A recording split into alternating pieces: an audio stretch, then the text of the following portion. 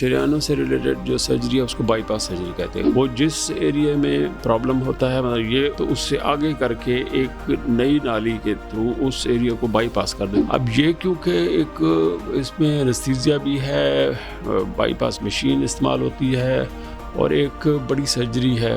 اب اس کا alternate for example ایک مریض ہے وہ کہتا ہے جی میں نے سرجری نہیں کرانی, تو اس کا الٹرنیٹ سٹینٹس بھی موجود ہیں. تو اب سٹینٹ کی ٹیکنیک بھی اتنی اچھی آ گئی ہیں لگانے کی کہ ہم وہ سٹینٹ بہتر طریقے سے وہاں جا کے 1 2 3 جتنے بھی اس کو ریکوائرڈ ہوتے ہیں سٹینٹ وہ لگاتے ہیں, تو اس کا جو ہے نا وہ کافی حد تک جو ہے وہ اس کا مسئلہ مریض کا حل ہو جاتا ہے. اور یہ کتنی دیر کا عمل ہے سٹینٹ ڈالنے کا؟ 15-20 منٹ انجیوگرافی میں, آگے 15-20 منٹ آپ لگا لیں سٹینٹ میں. تو اس طرح آدھے گھنٹے سے لے کر 1 گھنٹے کے اندر پروسیجر یوزلی ہو جاتے ہیں. روٹین میں 24 گھنٹے آبزرو کرتے ہیں, اور ایون اگر پیشنٹ ٹھیک ہے تو اس کو شام کو رات کے ٹائم کسی کو گھر میں بھیجا سکتا ہے.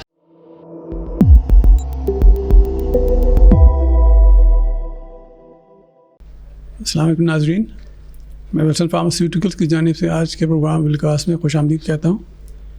ولسن فارماسیوٹیکل ایک دوا بنانے والی کمپنی ہے جو دوا بنانے کے ساتھ ساتھ اس نے ایک ذمہ داری اور اٹھائی ہے کہ آپ تک صحت سے متعلق معلومات پہنچائی جائیں.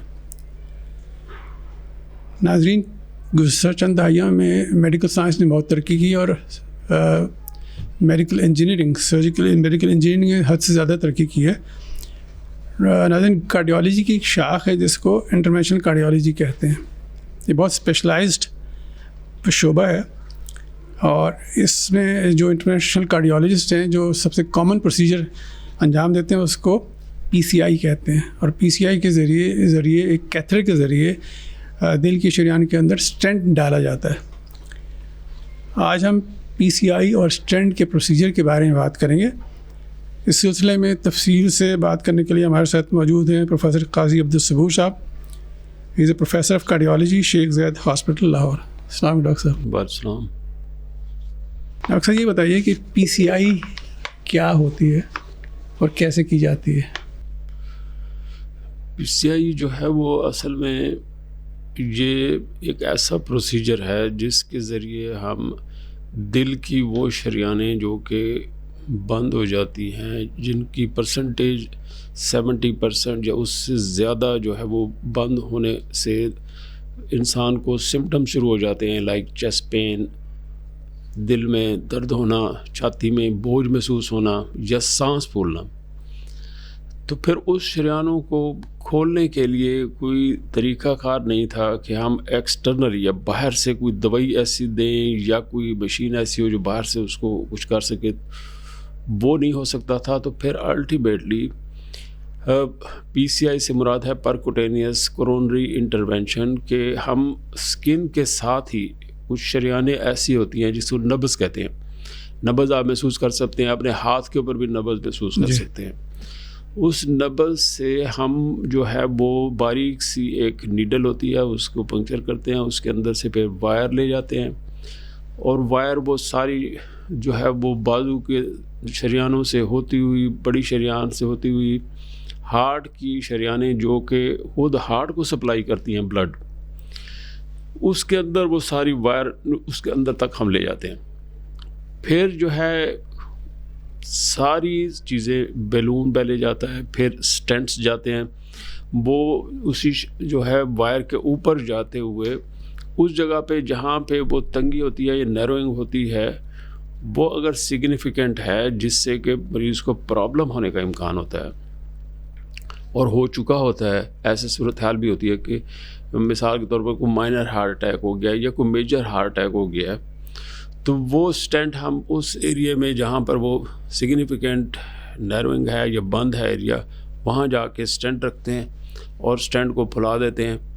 اس پھولنے سے وہ جو ایریا ہے وہ کھل جاتا ہے اور سپلائی جو ہے ہارٹ کی جو پہلے بند ہوئی پڑی تھی وہ بحال ہو جاتی ہے. روٹین پروسیجر تو یہ ہوتا ہے.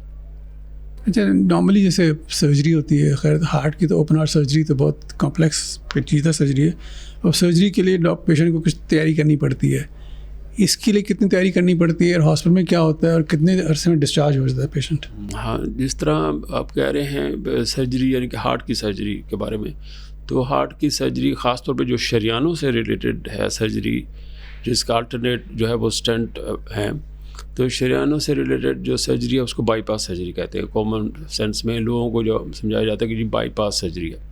وہ جس ایریا میں پرابلم ہوتا ہے، مطلب یہ خون کی شریان ہے تو ایک جگہ پہ اگر شریان بند ہوئی ہے تو اس سے آگے کر کے ایک نئی نالی کے تھرو اس ایریا کو بائی پاس کر دیتے ہیں. جہاں پہ ڈیزیز ہے اس سے آگے ایک نئی شریان اٹیچ کر دیتے ہیں. وہ شریان بھی انسان جو خود بیمار ہوتا ہے، پیشنٹ ہوتا ہے، اسی کی اپنی شریان لے کر اس پہ لگائی جاتی ہے.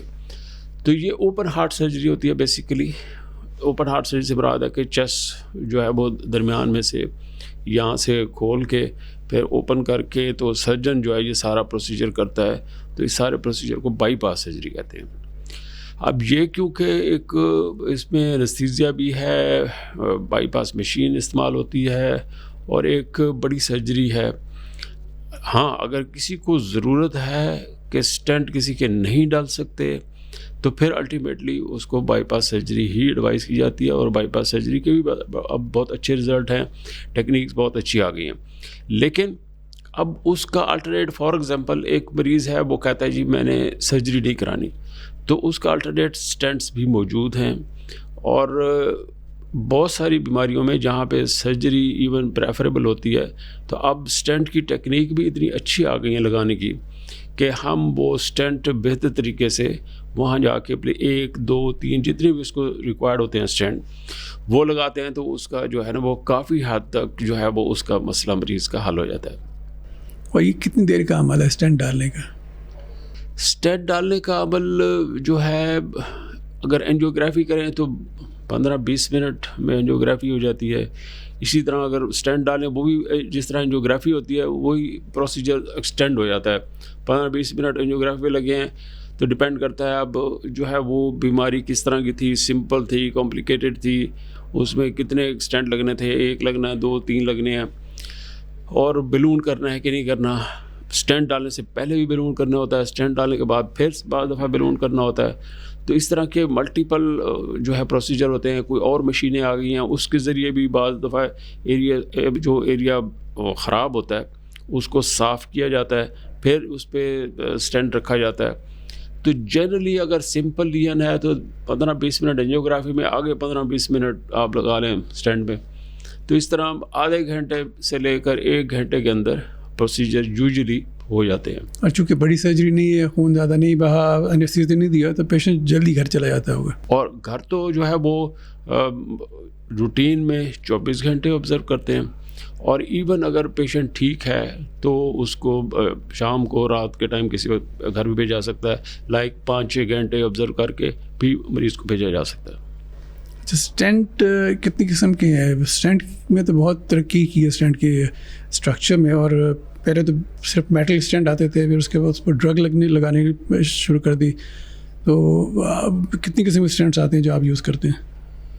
اسٹنٹ تو ویسے پیچھے ایولیوشن دیکھیں تو جو ہے 25-30 سال سے ڈفرینٹ ورائٹیز آف اسٹنٹ کی آ رہی ہیں اور with the passage of time improve کر رہی ہیں. ٹیکنالوجی امپروو کر رہی ہے اور وہ اس میں جو ہے اسٹنٹ، کیونکہ یہ بھی ایک نیچرل چیز نہیں ہے، انسان کی بنائی ہوئی چیز ہے، تو اسٹنٹ بند ہونے کے امکانات بھی رہ جاتے تھے. تو with the passage of time, with the good techniques اور جو ہے گڈ ریسرچ، اس کے ذریعے اور آپریٹر کا ایکسپیرینس بھی بڑھتا جا رہا ہے وقت کے ساتھ ساتھ. تو نئے اسٹنٹ جو ہے وہ پرانے اسٹنٹ سے، اگر آپ 25-30 سال پرانے پیچھے دیکھیں اور اب دیکھیں تو اس میں بہت فرق ہے. اب ان اسٹنٹس کو جو ہے وہ لگانا بھی آسان ہے اور ان اسٹنٹس کو ان کی لائف بھی بہتر ہے اور فیوچر میں اس کے بند ہونے کے امکانات بھی کم ہوتے ہیں. تو وہ لوگوں کو سمجھانے کے لیے سمپل فارم میں تو ہم یہ کہہ سکتے ہیں کہ جس طرح آپ کہہ لیں کہ ایک پرانی گاڑی ہے تو اس کا ماڈل پرانا تھا، اب وقت کے ساتھ ساتھ ماڈل چینج ہوا، اس میں ٹیکنالوجی بھی بڑھتی گئی، ہر چیز اس میں اہمیت بھی بڑھتی گئی. تو اسی طرح جو نئی ٹیکنالوجی ہے اس کے اوپر جو ہے وہ ریسرچ بھی آ جاتی ہے. ایسے بھی ہم نہیں استعمال کرتے، پہلے ریسرچ ہوتی ہے. اگر وہ ریسرچ پروو کر رہی ہو کہ یہ نئی ٹیکنالوجی بہتر ہے انسان کے لیے جو اسٹنٹ سے ریلیٹڈ ہے، تو وہ تبھی پھر ہم اس کو استعمال کرتے ہیں. تو with the passage of time اب اتنے اچھے اسٹینٹ آ گئے ہیں کہ اس کے بند ہونے کے امکانات کم سے کم ہوتے جا رہے ہیں. تو ہم کوشش یہی کرتے ہیں کہ ہر پیشنٹ کو جو کہ نیور جنریشن یا نئے جو اسٹینٹ ہیں وہی ڈالے جائیں. اچھا, اسٹینٹ ڈالنے کے بعد کچھ دوائیاں پیشنٹ کو دی جاتی ہیں, وہ کتنے عرصے چلتی ہیں؟ ہاں, ایک جو امپورٹنٹ چیز ہے کہ اگر کسی کو بیماری اب ہارٹ کی ہو گئی ہے تو دوائی تو اس کو کھانی ہے.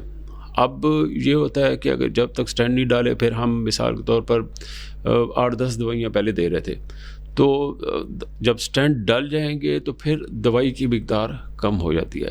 جہاں 8-10 دے رہے تھے اب وہ 4-5 پہ آ جائے گی دوائیوں کی مقدار. تو لیکن کچھ دوائیاں ایسی ہیں جو کہ خون پتلا کرتی ہیں, اور وہ جن لوگوں کو ہم اسٹینٹ ڈالتے ہیں اس میں وہ دینی ضروری ہوتی ہیں تاکہ اسٹینٹ بند ہونے کے امکانات بھی کم رہیں, اور ایون جو ڈیزیز پروسیس, کیونکہ جو بندہ کو پچھلے کئی سالوں سے بیماری ہوئی ہے اس کو آگے بھی بیماری ہونے کے امکانات تو رہ جاتے ہیں. تو ہمارا 2 مقصد ہوتے ہیں, ایک تو جو اسٹینٹ ڈالیں وہ چلتے رہیں, دوسرا جو ہے وہ نئی بیماری بھی پیدا نہ ہو اس مریض کے اندر.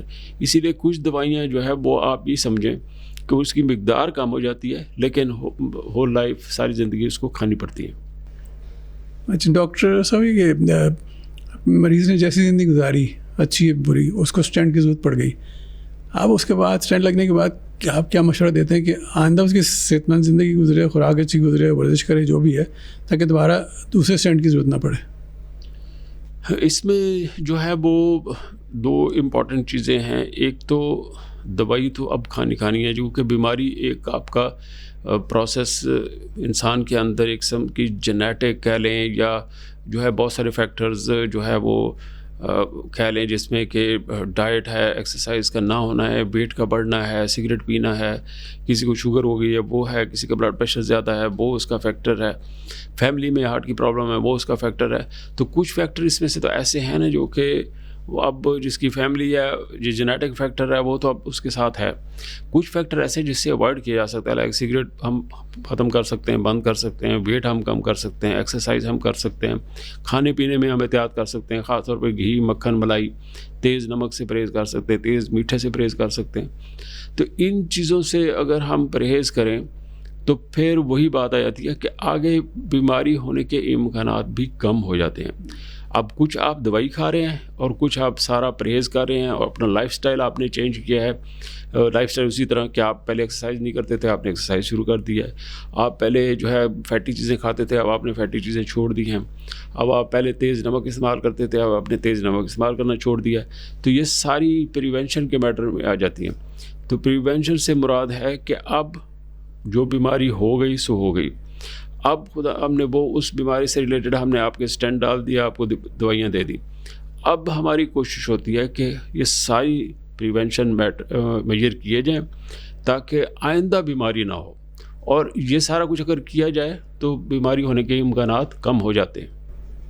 تھینک یو ڈاکٹر صاحب. ناظرین, آپ نے سنا کہ ڈاکٹر صاحب نے بتایا کہ PCI کیا ہے, اسٹینٹنگ کیا ہے, اسٹینٹ کتنی قسم کے ہوتے ہیں, اسٹینٹ کس طرح ڈالے جاتے ہیں, اور اس کے بعد کیا احتیاط کرنی چاہیے. اور سب سے امپورٹنٹ یہ کہ جو ڈاکٹر صاحب نے بعد میں بتایا کہ اسٹینٹ ڈالنے کے بعد آپ کو اپنی زندگی کی طرز میں تبدیلی کرنی پڑے گی, اس لیے کہ آپ نے جس طرح زندگی گزاری اس کی وجہ سے آپ کو اسٹینٹ تک کی نوبت آ گئی. اس کے بعد اگر آپ ڈاکٹر صاحب کے اصولوں پر بتایا مشوروں پر عمل کریں گے تو آپ کو آگے کی زندگی آپ کی بہت اچھی گزرے گی, آپ کو دل کی تکلیف نہیں ہوگی اور دوبارہ اسٹینٹ کی ضرورت ہو سکتا نہ پڑے. اور یہ تمام جو مشورے ڈاکٹر صاحب نے دیے وہ صرف آپ کے لیے نہیں ہے جن کے دل میں اسٹینٹ ڈالا گیا ہے, یہ آپ کی پوری فیملی کے لیے, آپ کی بزرگوں کے لیے, آپ کے بچوں کے لیے بھی ہے. اس لیے کہ یہ ذہن میں رکھیں کہ جو خون کی نالیاں تنگ ہوتی ہیں یہ پروسیس بچپن سے ہی شروع ہو جاتا ہے. تو آج کل ہمارے بچے جو خوراک کھا رہے ہیں ہمارے سامنے, جو جنک فوڈ کھاتے ہیں, وہ ان کی صحت کے لیے بہت خراب ہے. ہم سمجھتے ہیں کہ بچے کھا لیں کچھ نہیں ہوگا, لیکن ایسا نہیں ہوتا. تو اپنا بھی خیال رکھیں, اپنے بزرگوں کا بھی خیال رکھیں, بچوں کا بھی خیال رکھیں, اور انشاءاللہ ہم نیکسٹ پروگرام میں کسی نئے موضوع پہ بات کریں گے. بہت شکریہ. السلام علیکم.